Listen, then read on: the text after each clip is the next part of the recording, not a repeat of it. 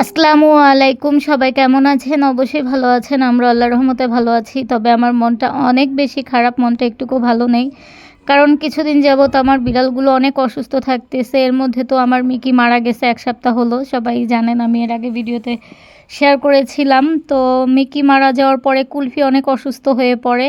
কুলফিকে আমি অনেক যত্ন নেই, ওষুধ খাওয়াই, তাকে হইতেছে ডাক্তারের কাছে নেই।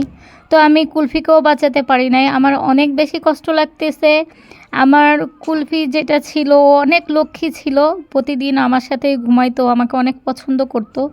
আমি এই পর্যন্ত ৩৩টা বিড়াল পালছি। তো ৩৩টার মধ্যে এর আগে আরেকটা পুচি ছিল আমার। তো ওই পুচিও একদিন হঠাৎ করে মারা যায়। কোনো অসুস্থ ছিল না, হঠাৎ একদিন ভোররাত্রে মারা যায়। তারপরে হইতেছে আমি নতুন করে আরেকটা পুচিকে নিয়ে আসি। সেই পুচিকে তো সবাই দেখছেন, পুচি আছে এখনও।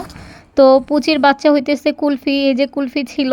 তো কুলফিটা যেহেতু আমাদের বাসায় ওর জন্ম হয়েছে, ও মাশাল্লাহ এত লক্ষ্মী ছিল। ও সবসময় আমার সাথে মানে ঘুমাইতো, আমার সাথে থাকতো। আমি যেটা খাইতাম মানে ওইটা ওর খাইতেই হবে, যেই খাবারই হোক না কেন। ও হইতেছে সব কিছু খাইতো। ভাত যদি শুধু ভাতও ওকে মেখে দিতাম, মানে শুধু ভাত লবণ দিয়ে, তাও সেই ভাত খাইতো। তবে ওকে তো লবণ দিয়ে কখনো খাওয়াই নাই। মাছ বা হইতেছে মুরগি দিয়ে খাওয়াইতাম। তারপরে হইতেছে মাঝে মধ্যে আমার সাথে একসাথে এক প্লেটেও খাইছে কুলফি। তো আমি এটার জন্য সিদ্ধান্ত নিয়েছি, আমি আর কোনো দিনও কোনো বিড়াল পালবো না। এই যেখানে কিন্তু আমি ওর জন্য অনেক ওষুধ নিয়ে আসছিলাম, ওকে অনেক মানে অনেক যত্ন নিছি। বাঁচানোর জন্য যতটুকু চেষ্টা করা লাগে আমি সবটুকু চেষ্টা করছি, চেষ্টা করেও ওকে বাঁচাতে পারি নাই। আমাদের মধ্যে কিন্তু অনেকেই আছে যারা হইতেছে বিড়াল পছন্দ করে না। তারা অনেকেই কিন্তু বলে যে বিড়াল পালো, এটা কীরকম, বিড়াল দেখলে ঘৃণা করে, বিড়াল দেখলে ভালো লাগে না। তো আমি তাদের উদ্দেশ্যে বলবো, আসলেই ওদেরও কিন্তু একটা জীবন আছে আমাদের মতো। হয়তো বা আমরা মানুষ, ওরা ওদেরও একটা প্রাণ আছে, জীবন আছে। ওরাও কিন্তু আমাদের মতো। ওরা কিন্তু মানুষের থেকে বেশি বুঝে।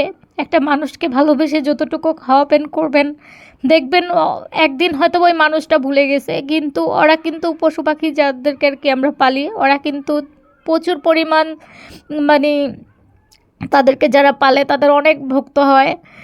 আমি জানি না যারা পালেন, হয়তো বা অনেকে আছে শখে পালে, অনেকে কিন্তু ভালোবেসে পালে। তো শখে পালাটা আলাদা, আর ভালোবেসে পালাটার মধ্যে কিন্তু অনেক পার্থক্য।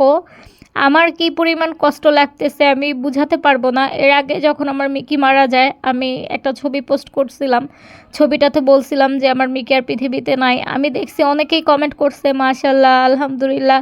মানে আমি কি লিখছি আসলে হয়তোবা তারা আমার ক্যাপশনটা না পড়েই কমেন্ট করছে, আর নয়তো এই ধরনের কমেন্ট কেউ করতে পারে না। ও যখন মারা যায় তখন আমি ছোট একটা ভিডিও শেয়ার করি, সেই ভিডিওতে এই কমেন্ট করছে। পরে হইতেছে আমি ভিডিওটাও ডিলিট করে দিই, আর হইতেছে ছবিটাও পোস্ট করে দেই, মানে ডিলিট করে দেই। আমি আর কি সবার উদ্দেশ্যে একটাই কথা বলবো, যারা কারো ভিডিও না দেখবেন, হয়তোবা দেখবেন না, সমস্যা নেই, আনফলো করে দিবেন, বা কোনো ক্যাপশনের কিছু না পড়ে কমেন্ট করার দরকার নাই। আসলেই কেউ মারা গেলেও তো দেখা যায় আমরা সেটা শেয়ার করতে পারি, বলতে পারি। তখন যদি ওখানে কেউ এরকম কমেন্ট করে, সেটা দেখে কিন্তু সবারই খারাপ লাগবে। আসলেই সবাই তো আর এক না, মহান আল্লাহ তাআলা সবাইকে একরকম বানায় নাই, সবার এক একজনের এক এক রকম মন। যেরকম কিছুদিন আগে আমি দেখলাম যে একটা ভাইয়া একটা ভিডিও বানাইছে, ভিডিওটা একটা লিস্ট করছে যে কারা কারা ফলো দিয়ে আনফলো করে দেয়। তো ওখানে দেখলাম যে আমারও ইয়ে আছে, মানে নাম আছে।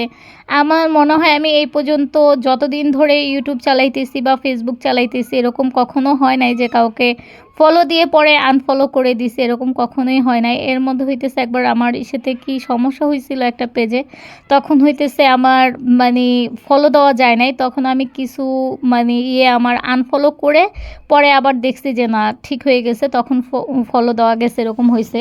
কিন্তু ইচ্ছাকৃতভাবে কখনো এরকম করা হয় না। আসলে এটা এক একজনের এক একটা মন মানসিকতা থাকে।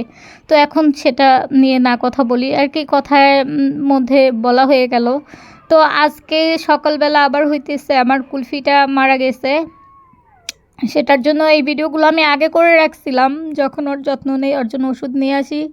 তো হয়তো বা এখন ওর ভিডিওটা আছে, ও পৃথিবীতে আর নেই। এই যে ওকে আমি ওষুধ খাওয়াইতেছিলাম, খুব যত্ন করছি, বাঁচানোর জন্য প্রচুর চেষ্টা করছি।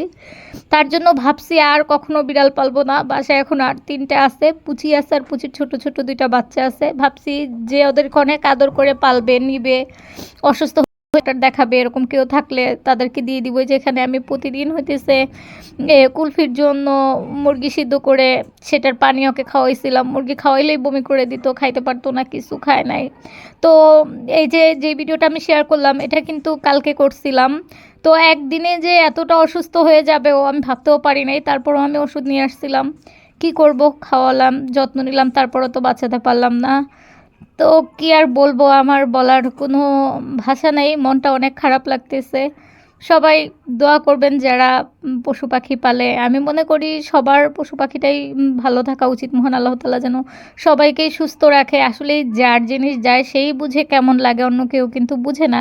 আর যারা না পালে তারা তো এটার মর্ম কখনোই বুঝবে না, হয়তো বা তারা এসে মুখের উপরে বলে দিবে বিড়াল পালে এই সেই কীরকম।